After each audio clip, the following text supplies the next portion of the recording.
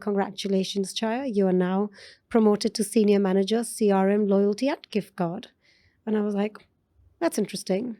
What is loyalty? Why should my customer go anywhere else? What do I do to keep them within the ecosystem of Emaar and increase their lifetime value to my business? Okay, I feel like this is our first naked moment. Partnering with the credit card instantly opened a huge universe where you're not only earning points. They think that customers are still loyal to them simply because they're doing a great job. Customer loyalty is more geared towards transactional loyalty. It's more the rationale side of your brain that works on it because it's always looking for logic. You have to spend to keep your customer and run the loyalty program. Aslan, thank you for being my customer for the last 10 years. Thank you for recommending 5 people. Here's my, it's a give back. Welcome everyone to the 3rd episode of The Naked Customer, a podcast where we talk about the most interesting moments in the world of customer experience and try to have an undisguised look at the world of CX. I'm Aslan Patov, and today with me, Chayya Sakhuja, an amazing co-host who's been at the forefront of multiple customer experience and loyalty programs in the Middle East. To say the least, Chayya has been spearheading one of the most renowned loyalty programs in the UAE. Or maybe regional, right? I'm talking about you, Emaar. Yes, absolutely. So I think it's one of the biggest programs in the region, sure, given the scale and size of the ecosystem that is owned by the program. And more so, today you're representing a QBF Consulting, right? You're a founder and a CEO of a loyalty consulting firm. Correct. Chayya, how did you end up in loyalty? Aslan, first of all, thank you very much for this opportunity. And I'm very, very privileged and proud to be here, and especially being hosted by yourself, because I think from one professional to another, I've got the highest regard of the quality of work that you put forward. And we've worked together previously, so it's an honor to be here. Thank you very much for this opportunity. You're welcome. How did I end up in loyalty is a great question. It's not something I planned for sure. But this is my journey that started with Emaar. In 2014, I was tasked with launching the gift card product for Dubai Mall. And with that in mind, we decided to launch something called the Emaar gift card, which is applicable throughout the universe of Emaar. So launching that in 2014, I then got tasked, we did that in partnership with MasterCard and a financial institution in the region, because given the scale and size of Dubai Mall, to incorporate 1,600 retailers was quite a task. So we worked with MasterCard, and in partnership with the financial institution to bring this to life. Successful launch of that, I received a letter from HR, which is very interesting, saying, congratulations, Chayya, you are now promoted to Senior Manager, CRM, Loyalty at Gift Card. And I was like, that's interesting. What is loyalty? So I was supported by some of the great leaders in Emaar at that time. That was 10 years ago. That was in 2014, yeah. 10 years ago. And it was because I successfully managed to launch the gift card project. It was like, okay, let's look at loyalty, which is an obvious progression from the gift card. And the chairman's ask at the time was that I have so many different businesses, from Emaar Entertainment to hospitality to properties to community to malls. People live in my community, they shop in my mall, they watch movies at my cinema, they come to entertain their children in our entertainment zones, they're dining in our restaurants. Why am I speaking to these people in different verticals, different languages? How do I look at enriching my customer data, my customer's profile, and bring a very unified proposition together? Which in those days, actually at that time, made perfect sense. It's effective marketing. It was more cost effective. Why is every department speaking to the same customer in different times and different languages? And so, is this customer even interested in this aspect? So what can I do to be more effective in the way I market? And that to me was a very logical ask. And then when I owned such a big universe of proposition of entertainment, which is very lifestyle focused, so from starting from homes to the retail aspect, entertainment, dining, it's covering your entire proposition of lifestyle. Why should my customer go anywhere else? What do I do to keep them within the ecosystem of Emaar and increase their lifetime value to my business? which I thought again was pretty logical ask. So umbrellaed under the name of loyalty program, we then launched You by Emaar in 2016, uniting the entire proposition of Emaar. And we couldn't get the malls in at that time because, of course, it's a closed loop program in 2016. And given the size and scale of Dubai Mall, we really needed what we call an open loop partner, something like the MasterCard or the Visas of the world. So that, one, financially, it could benefit the program and also operationally. So we then partnered with Emirates NBD to launch a co-brand credit card proposition, which really opened the doors for us. And opened the doors, this now included all the malls, which is the Dubai Mall, Marina Mall, as well as the community malls that Emaar has, giving you access to financially and functionally and emotionally have a range of benefits across or over 2,500 retail outlets. Okay, I feel like this is our first naked moment. So do you reckon, and I know the program myself, I'm one of the users of UBE. It's been at least like 6-7 years since I've been onboarded. And it's a brilliant program. It's brilliant because it's extremely simple. Yes. And we keep hearing from multiple clients. I keep hearing, at least on the CX side, I'm pretty sure that you've been exposed to this as well, that they would like something similar to UBE when it comes to loyalty, which is, I think, is a great kind of way to say that. And it's aspirational. Yeah, it's aspirational. A great job has been done. But what I'm curious about is, do you feel that the partnership with the financial institution and MasterCard in this case, or Visa for the credit card, because it has opened doors and the loyalty program got more exposure, was the key moment? Or do you feel if the loyalty program wasn't as clear as it was, because that's one of the main issues, let's be honest, in the Middle East, you have multiple loyalty programs, a lot of confusing frameworks where you can't even understand what you're getting from what you're spending, which is why I personally like You by Emaar. So what do you think? Is it the clarity of the program, or is it the policy of open doors which you're getting through the contracts with those financial institutions? I think it's a great question, and especially given the complex ecosystem of Emaar, and also every business has different profit levels, so it's not the same give back across the board. But I think I'm pretty confident when I say this, that You by Emaar was one of the first programs, and I personally don't know of another one at that time, that made language really simple. So generally in programs, you can see you earn in points, and then you don't know the points value. And of course, hotels and airlines are notorious for that. So one of the key asks of You by Emaar, and given the universe, was we want to keep it really simple. Simplicity is very important. And even as a consultant, one of the first goals is that a member shouldn't have to do cartwheels to understand their benefits or what the value of their points is. So I think while we can't just say it's one element that makes it successful, we typically believe there are about 6 different elements that contribute to a successful loyalty program. The first one starts with generosity of the program. What do I get back for my buck? Because that's the rational mind that'll get people to join a program. What keeps the people engaged in a loyalty program is the emotional connect, the universe. Where can I use my points? Is it every touch point? And a great example of that today is Aura. Aura's launched not so long ago. I think it's been a year and a half with the bank, and every touch point, whether it's cafes, whether it's beauty, whether it's retail, you're constantly asked Aura. So the perception that a member creates is like, wow, I get this at every touch point. So the choice and the breadth, we call it, that the partners bring to create that perception is very valuable, which is what the credit card gave us. Partnering with the credit card instantly opened a huge universe where you're not only earning points.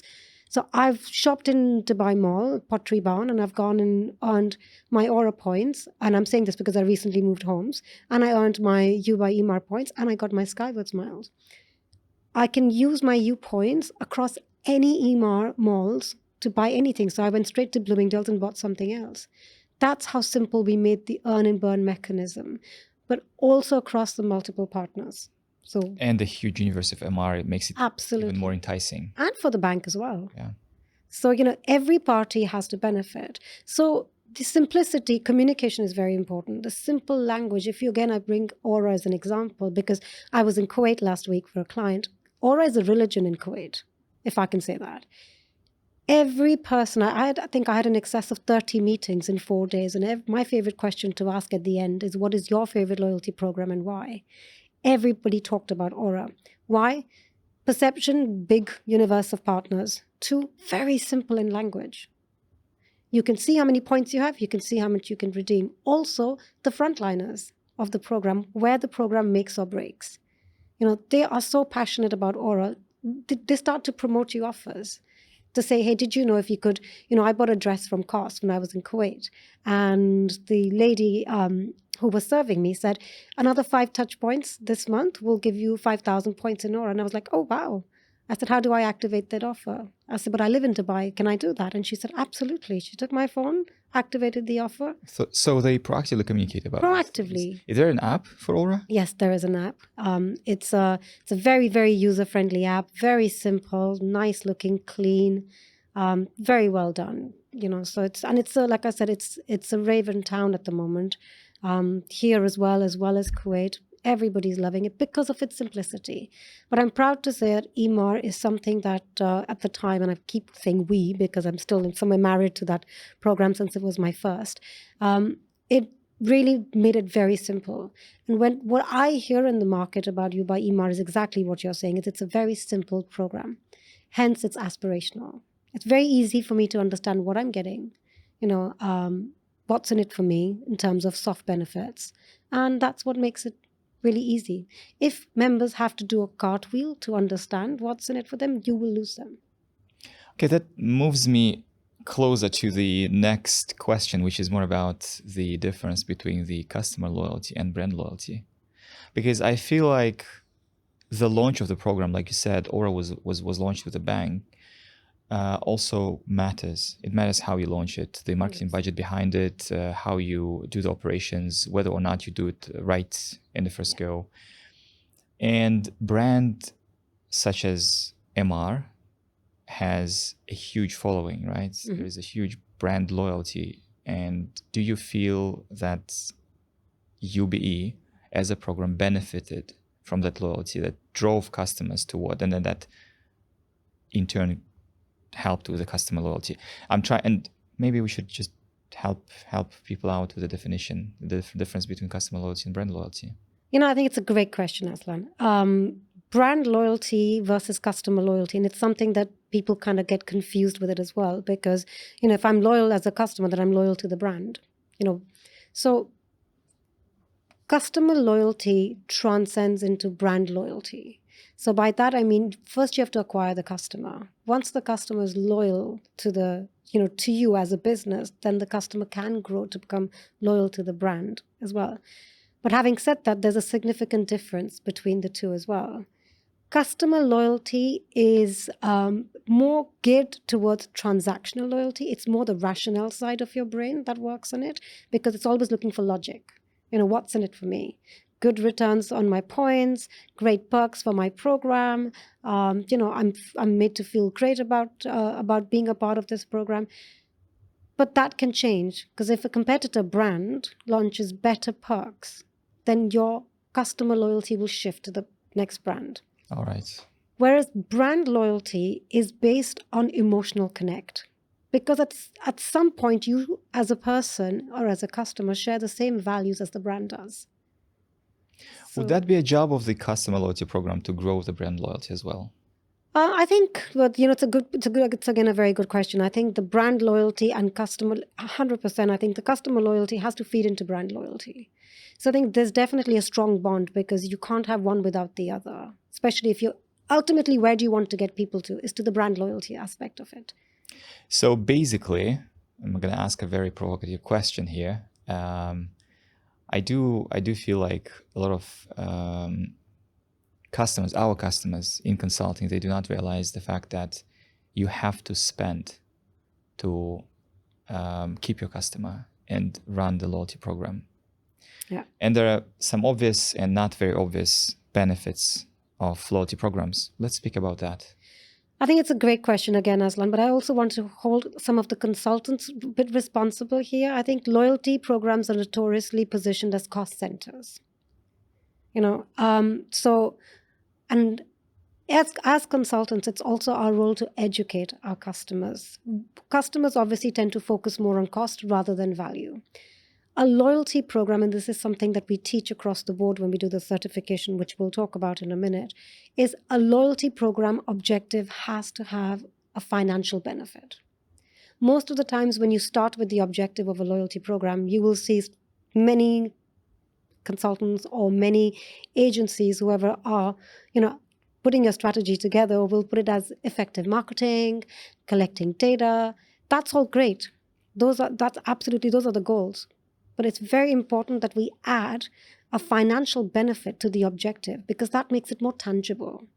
Whether it's reducing the retention by 10%, whether it's driving incremental sales by X%, when we attach a financial benefit to the objective, we can then actually be more focused on value of the loyalty program versus the cost. But yes, as a customer, because customers are obviously coming from that mindset where it's like, oh, how much is it going to cost me? Because that's the first question we're all asked. What's the cost? Because loyalty is a cost center. It's not. Loyalty is a discipline on its own. Loyalty needs operations. It needs marketing. It needs financial support in terms of reconciliation and stuff. It requires legal. It requires technology. So it's a discipline on its own, ideally, depending on the size of your program, owning its own P&L. That's one thing I think many clients don't realize in the market. It's not just a stock which you buy and basically wait for the market to pick it up or expect losses from it. Any product, whether it's a loyalty program, it is a product. Whether you have a boxed packaged solution, bank solution, any other mediums, yes, it is a product. If you want to grow it, you have to work on it. And the same thing goes with many digital tools, customer experience, governance, and many other things. Now, when it comes to the cost of loyalty, I'm quite intrigued because only in the last couple of years, we've seen at least 3-4 major brands here in Dubai launching loyalty programs. What would it cost? Look, I think the cost is different. Depends on the size and scale of the program. So it's, again, I'm for one, definitely, for me, the good question would be what's the value? Because the cost of a loyalty program has its certain set costs, but it also comes with its objective. So what's important is that when you are launching a loyalty program, of course, there's a technology aspect of it. There's a dedicated team. Also depends on the size and scale of where do you see it. You have certain companies that are very high in value for their customers, but are very small. Automotive is a good example. Luxury automotive, it's one of the companies we did a strategy for. I think it was last year. And very small base of customers, but very high value. So when you're looking at that, the cost is more, geared towards experiences rather than the operating expense of the program itself. But if you're looking at a large program where you have, over 13, 14 different assets and different point of sales to work with, then there's a massive technical cost as well because of integrations. So then you need a big team. So it's not like one size fits all. It's definitely one size fits one. Also, depending on the nature of your business, and there are many different models in a loyalty program that you can look at. So it's not that you have to have a proprietary model, depending again on the size and scale. And if I look at a good example of this is, when Dubai Mall also gives Skywards Miles. So it's very strategic, and it's a very interesting story. When Dubai Mall started Skywards Miles, it was a very strategic approach. It was actually a very tactical approach. It wasn't meant to be a strategy. It was, let's try this out. So let's start giving Skywards Miles, and it was geared more towards people who were coming in, because 95% of people coming into Dubai visit Dubai Mall. But they're not all spending at Dubai Mall. And we wanted to, at the time, target the high spenders. So you got into a partnership for a campaign with Emirates, Skywards, saying, I'll give your currency, you promote me in key feeder markets for the top spenders like China, India, Russia. So, there was a very tactical partnership done at the time, which has now become a strategic partnership. And it's called a player model, where you don't own the program, but the currency has enough leverage to attract people to come and spend. Which makes sense. 120 million visitors to Dubai Mall. Lots of them are tourists. Many of them are flying in using Emirates. And I guess it just makes sense to... And you've got, with the ability of that partnership with Emirates, you're targeting the correct tier segment as well. So if you're looking at their platinum members and you're giving them better proposition or return in your fashion avenue as Dubai Mall, so again, that's, so it's not one size fits one. I think, again, I would encourage most programs to look at the objective. What is it that you're going after? And then based on that, you decide the model that you want to go for, whether it's a coalition model. Today we see a lot of programs. I don't know if Spinneys is still doing it. They were a part of Air Miles because they didn't probably see the value in having, and it's not the cost, it's the value that I need to focus on. So when I'm working with a client, my focus is to shift their focus to value rather than the cost, because when you can show the value, the cost seems very nominal. And when it comes to the value, in most of your programs that you're running, you do set up certain KPIs from what I understand. And how do you set those KPIs? Because there is the very tangible value that you're getting from the loyalty program, which is more direct. And then there is the indirect value. So what are the key values that people should expect from setting up their loyalty programs? So as a business, if you're looking to set up your loyalty program, I think, it's there are a few KPIs you can put in place. The good thing about a loyalty program, and what I personally love, because I'm a very result-driven person, is that it's highly measurable. So remember to have KPIs that are highly measurable. So to give you an example is actually we only look at, when we're looking at driving customer value in a loyalty program, there's two key elements. Is the customer spend gone up? How valuable is this customer to me? So is the customer, what is the value? And its value is calculated in spends, or the money that this customer is bringing in. And the second is how loud and proud they are about my program, the advocacy aspect of it. Those are the two very highly measurable. Advocacy comes from referrals.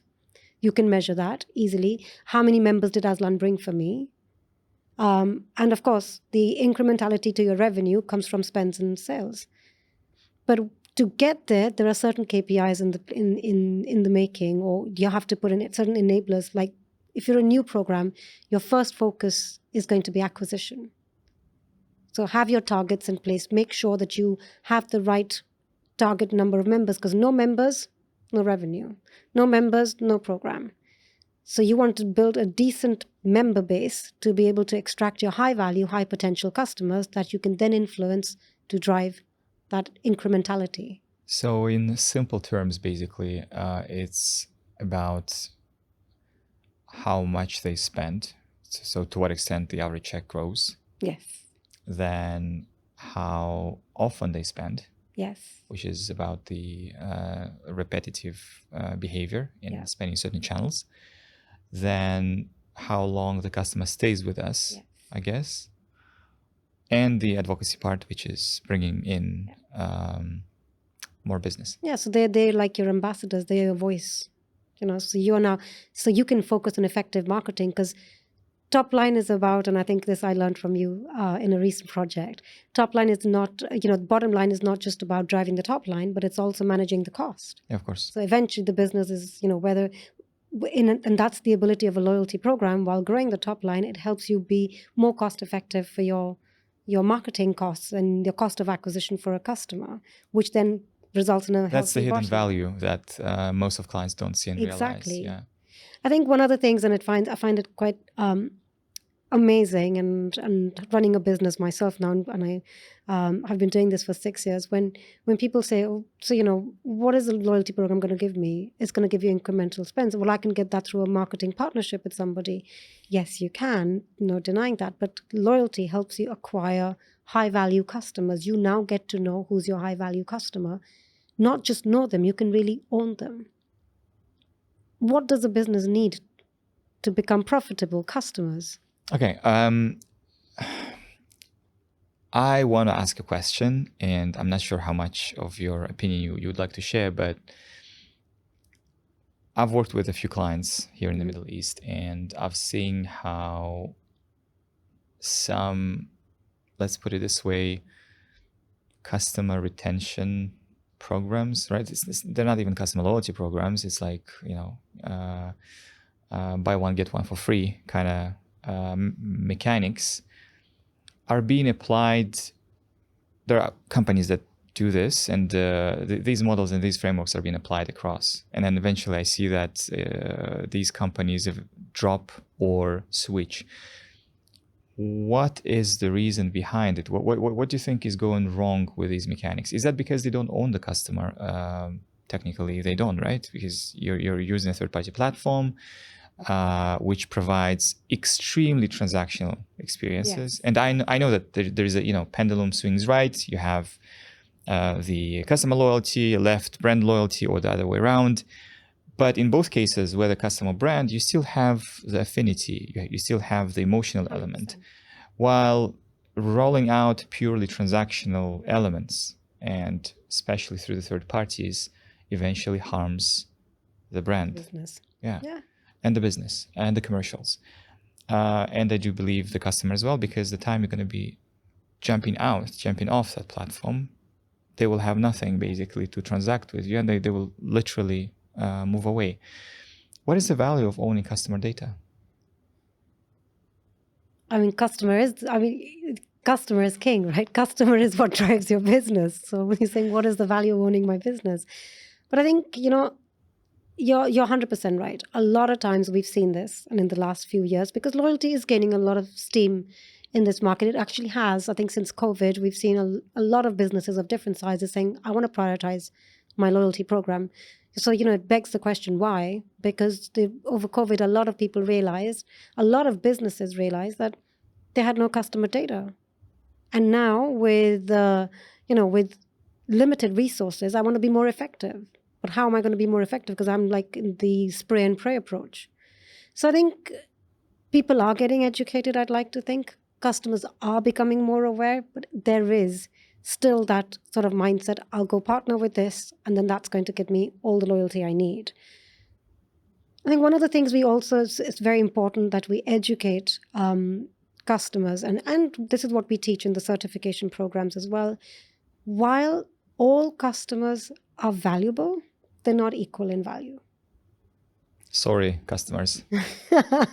All customers are valuable, but they're not all equal in value. That is the naked moment number 3 today. It's the naked moment. And I think it's very debatable, because when we ask this question in the classroom when we're teaching the loyalty certification program, it's like, how many of you believe in this room that all customers are valuable? Are equal. All customers are equal. Forest of hands, I guess. Most of them.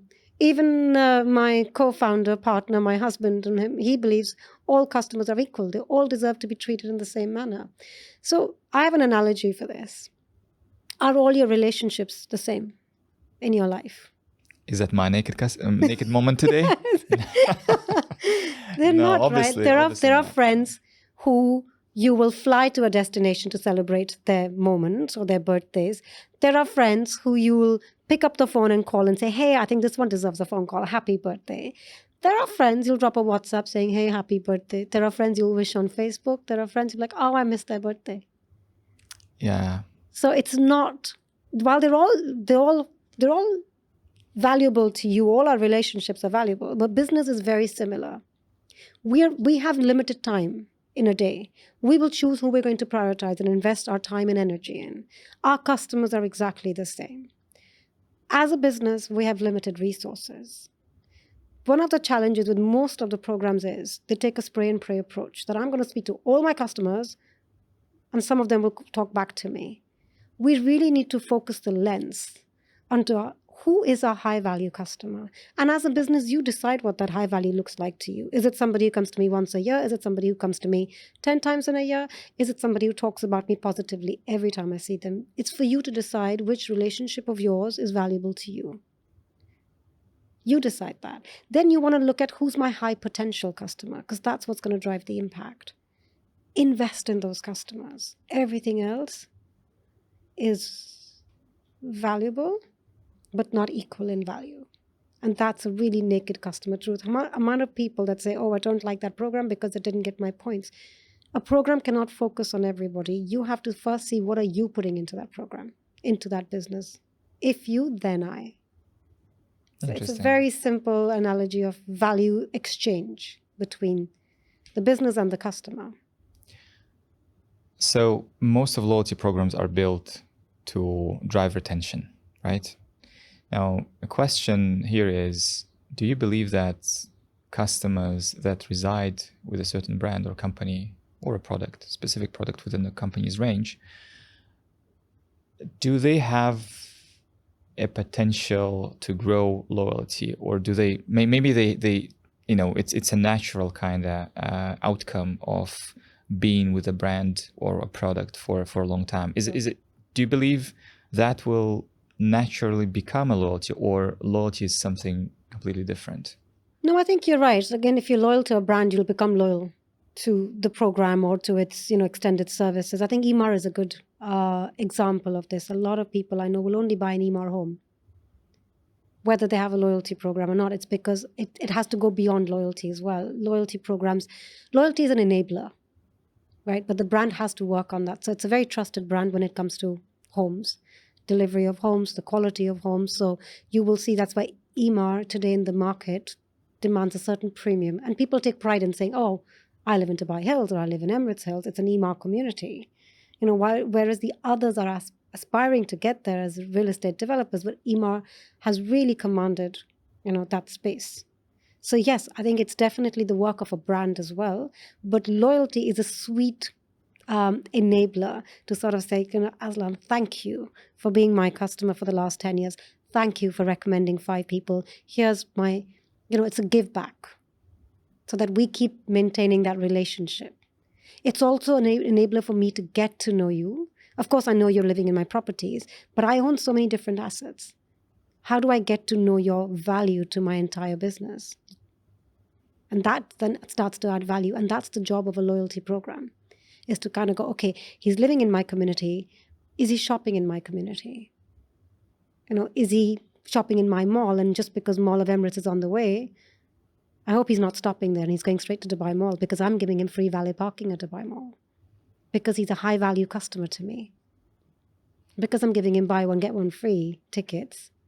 I feel like some brands, and this has happened in this region, especially in the beginning, because as you know, there are lots of great brands out there. But in some cases, I think at the very beginning of their growth, they were the only companies that were present in the market, in the category, to say the least. And some of them haven't grown out of the mindset where they think that customers are still loyal to them simply because they're doing a great job. And they still have that retention very high. But sometimes I think if there was, not even talking about a customer loyalty program, but a better product or a different product, just another product, these people would have completely left that brand and moved to another. What do you think about that? No, I think, again, if in the absence of a loyalty program, that probably, in my opinion, would happen. If, look, you can attract people to a product, but for the competition to copy a product is simple. Again, when I talk about loyalty programs, I talk about I kind of put them in a place of my personal relationships, right? If you know who's your high value customer, and also understand customers' life cycle changes. We all change. But as a business, if I'm just providing homes, then how much of their life am I facilitating? When you're my high value customer or when you're my very close relation, I want to integrate. I want to get to know more about you, because the more I know you, the more we get in sync. So unless you have a strong CRM platform or you have some kind of an initiative, I think that's great. But in the absence of, and loyalty again is an enabler. So in the absence of that program, you are not, how much are you really learning about your customer? But to answer your question, and I hope I got this right, it's competition your competitor brand can always launch a bigger, better product. What's going to keep your customers with you is the relationship you've managed with them, the trust you've built with them, the emotional connects you've built with them. Because all that has to reside somewhere. Absolutely. Yeah. Absolutely. And change is inevitable. One of the things we see is you started, but you haven't evolved. And we know many brands who've lost focus if they haven't evolved. So Yesterday you were a sports car person, today you're a family car person. Absolutely. And on the run, things have to get personalized as well.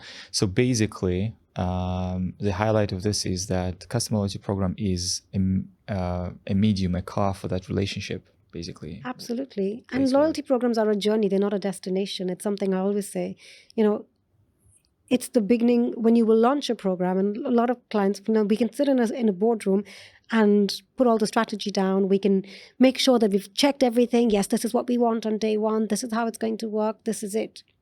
But when you launch a program, the data may tell you many things differently. So for me, the launch of a program is beginning of many changes. So let's not put everything down to the T and think this is it. It's set in stone. It's not, because you are learning. Loyalty is about learning your most valuable customers' behaviors and preferences.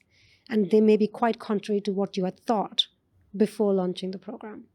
So be ready to change. Have a change mindset. Because loyalty, just like anything else, your customers evolve, the program has to evolve. How different is the loyalty programs in retail from the rest? Because I believe, speaking of Dubai Mall, for example, we've highlighted that you're getting UBE points, you're getting Skyward Miles, but then you also have retail points, right? Triple whammy. Yeah. So go to Dubai Mall. No, they did not pay me to say this. Right, I go to Dubai Mall because I love the whole experience. They did not pay me to say this. No, but you're right. In the end of the day, you have, I believe, when it comes to a shopper, when it comes to a customer, there are multiple missions we take upon whenever we go to buy something, right? Mm-hmm. I guess Dubai Mall is a great place to cater to most of those missions. And if you're going as a family, for example, you can find whatever you need. If you're going as an individual, whether you're buying for a celebration, you're buying for yourself, as a gift, it's a great place to find anything you need. Although sometimes I'm getting tired, to be honest, of the scale, and just come, okay, not that. Great parking and whatnot, and the ability to transact and get all those loyalty points. Mm-hmm. But my next most favorite place is Dubai Hills Mall now. Yes, yeah. I love it too. Yeah. It's like a version of Dubai Mall. Yeah, and love it. And again, they've done a really, really fab job with it. Although I must admit, when it was opening, I'm like, do we need another mall? But we absolutely need that mall. We do. Does ticket work in Dubai Hills Mall? Yes. So it's I think it's a JV between Dubai Holding and Emaar. So it's basically four. No, Dubai Hills Mall, you'll get, if you're on a U by Emaar credit card, you'll get your U points, mm-hmm. and you'll get ticket points as well. So it's a double whammy. And you get your retailer. What you don't get is the Skywards. The Skywards. All right, cool. So you still got triple whammy. But again, the smarter thing would be, if your earnings are high, as in if the value of your transactions is high, then go to Dubai Mall. Because then you'll earn Skywards miles as well. So yeah, I think to answer your question about retail as well, especially shopping malls now, Aslan, it's a very interesting mix. Shopping malls are now not positioned themselves as retail. They really position themselves as a destination. So, whether it's the friends are meeting up and catching up, you've got malls now, especially in the GCC region, are positioning themselves. They're spending more of their GLA in F&B, entertainment. If you look at City Walk as a great example, they've got the Canadian University. What a smart move, because then you get footfall, and then you've got McDonald's next to it. Absolutely. You've got Sephora there. So the marketing mix has changed. So it used to be, I believe, 90% very, very cool. Retail and 10% everything else. I remember the first time when I came across one of the new concepts. I think it was Midan 1, the mall that hasn't happened, which is a shame, but the concept was nice. I think it's around 60% of the marketing mix was around lifestyle. Yeah. And that's where a lot of malls are heading. So I think the programs, and which is why again, mall loyalty is a very interesting topic, and maybe for another podcast. But malls typically didn't have a loyalty program. They didn't, because to them their primary customer is the tenant, and tenants have a loyalty program. But that's now changing. Why? Because malls are realizing, I want to know my high spenders, because that's what attracts the tenants. So having a loyalty program from a mall perspective allows them to know the end consumer's database. Yes, malls get to know the footfall. Yes, malls get to know how many people are coming back, how frequently through the Wi-Fi connections. But that doesn't tell me how much they're spending. That doesn't tell me what is their value to me as a business. The tenants know it. So now more loyalty is gaining a lot of momentum. And I think even if you look at Aura, which is primarily a retail program, any program now is going towards becoming a more holistic lifestyle proposition, and they'll get the right partners to be onboarded to give you that holistic experience. Where do you learn about all this? Experience. Things, loyalty. Obviously, your experience, but Yes. if someone wanted to get more of that knowledge to run their own programs, get highly skilled teams on board, and maybe improve the knowledge of the existing teams. I believe that you are running a CLMP. Yeah, it's called the Certified Loyalty Marketing Professional. During COVID, my husband did the CLMP, which is hosted by Loyalty Academy. Loyalty Academy is US based. It's the world's first formal education certification around loyalty marketing. They call the program loyalty marketing, but it's actually loyalty. It covers all aspects of loyalty. So my husband did this online in 2020 during COVID. And we then decided, we partnered with the Loyalty Academy. We spoke to the dean of the academy and said that we are who we are in the region.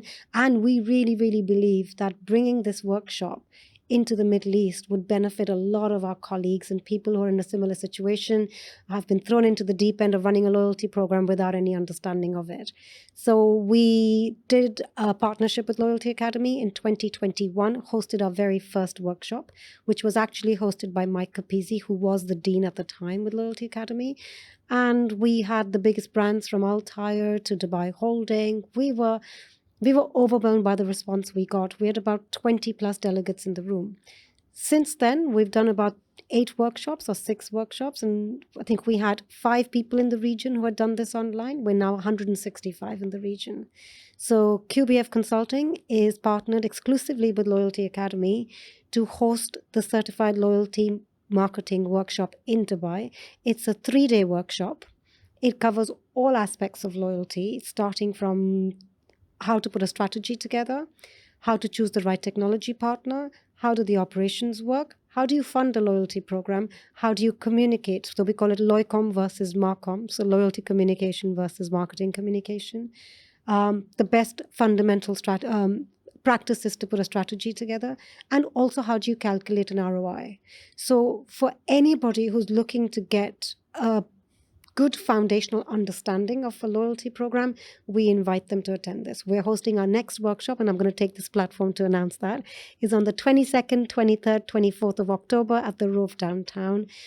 It's not just a good way to get education, but it's also a great way to network with like-minded individuals. So we got a lot of positive response by hosting a classroom workshop where we discuss real life challenges, real program challenges in this region, because this region is very different. Are you hosting those programs only in Dubai? Yes, currently we've been doing them in Dubai, but next year, fingers crossed, inshallah, we'll be going to Saudi. We're looking at Kuwait and Doha as well. Amazing. So, and what would it cost for someone who would like to attend? Yes, it starts at $2,000, but it is $2,000. But if you're looking at groups of 3 or more, we can look at a special price as well. And if they quote Aslan on my website, I'm sure to give them a preferred rate. That wasn't planned. But please go ahead. Yeah. All right. And one more question, maybe last. No, Depends on how it goes. If someone was to set up a loyalty program, right? Because we still see that lots of companies decide to launch their own. It becomes some commodity. I don't understand how it works for customers, but in the end of the day, I believe people are getting used to pulling out their phone and using different apps when they're shopping in different outlets. So the 2-3 things that people have to think about before the loyalty program strategy and implementation. I think one objective. We teach this, objective before strategy. Why do I want a loyalty program? What is it going to do for me? Because once you know the why, the how becomes easier. Why am I going to do this? Is it because I want to increase my retention? Is it because I want to drive incrementality? So have your objective set. And then your strategy should work into the objective. And once you've done that, it's important that the tech partner you choose is relevant to the size of your program. So, don't get a cannon to shoot an ant. Absolutely. You don't need that. So because a lot of companies tend to go to, because there are certain big names, they're trusted brands, but there are many boutique, amazing platforms today out there which are doing phenomenally well. So make sure that the technology partner you're choosing is in the right fit, in the right region, to be working mostly around the workings that your program needs, your organization needs. One of the biggest challenges in our days was, I say our days, when back in days, about almost a decade ago now, is that the technology partners were coming from the Western world and the timings wouldn't match. So you don't want to be in that situation. And again, keep monitoring your target. Keep evaluating what's working, what's not working. So we call it start small, scale fast. So fail fast as well. Well, in think some big, cases, start small, scale fast. So if something's not working, get rid of it. Don't hold on to it. But what's working, make it. Start with campaigns, turn them into strategies if they work. So I think these are some of the key things. But keep it simple. Most importantly, keep it simple. Customers are inundated with information. Put yourself in the place of a customer. Would that matter to you? Oh, absolutely. There is this indecision as well when it comes to choices. Customers being exposed to lots of different loyalty programs would obviously prefer the one they understand. At least and relevant. They would consider it. Yeah, and it should be relevant to them. Don't. An amount of time I'm a vegetarian. The amount of time I get promotions on the best steak in town. You just wasted your 11 films. Or my other favorite is the bank's promoting. And I've been with this bank since I moved to Dubai, which is now 17 years, saying there's a special offer on school fees. I have no children. I've never paid school fees. Yeah, it's the relevance in terms it's so important, because that, if you speak to me a language I understand and holds value for me, you'll get more attention from me. Which is weird, because when it comes to banks specifically, they own customers' data, right? They should understand, at least based on the spend of a customer. We know lots of different interesting examples from retail, for example, when people were getting offers on a variety of products based on their behaviors in retail. And with banks, you pretty much have all the information. And we're all credit card driven today. I don't know if anybody carries cash. So but I also sympathize with them. The amount of data they must be having to deal with. And again, I go when I don't get the right response or the right invite, I kind of go with the whole analysis of high value, high potential, and I'm maybe in the noise segment of it. So I think the banks also have to, the data they must be receiving, I'm sure, is incredible, both in terms of volume and value. So I think they also probably, hopefully, are looking at it from that lens as to what do I need to focus on. And this one, I'm just going to send steak offers. Well, we could definitely help a bank to sort that out. Yeah. But when it comes to, I think the beauty of loyalty program connected to a bank product is exactly that, because you, at some point, I believe, when you just integrated it with ENBD's products, certain types of customers would get instantly a certain level. Yes, 100%. A certain tier, correct? Absolutely. So we call it a tier status match. Well, the banks really choose the top tier customers, but then obviously we support it by also saying that these are our high value customers, and then you instantly put them in the top tier. And that's a benefit that the bank also gets. They got the data of your Emaar's high value customers.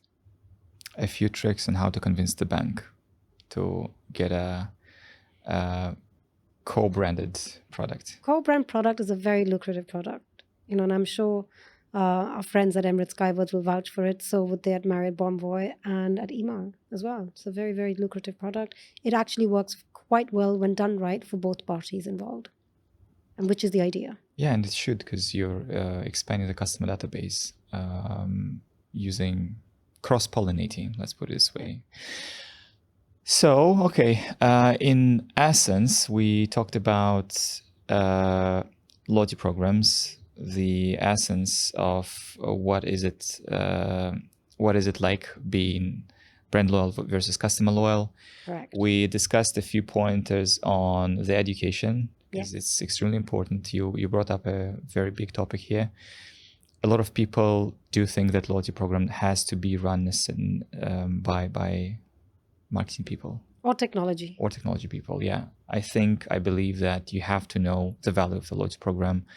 Like you said, we discussed the most obvious parts of the loyalty program and the benefits, and there are lots of benefits that we don't see, primarily related to the bottom line.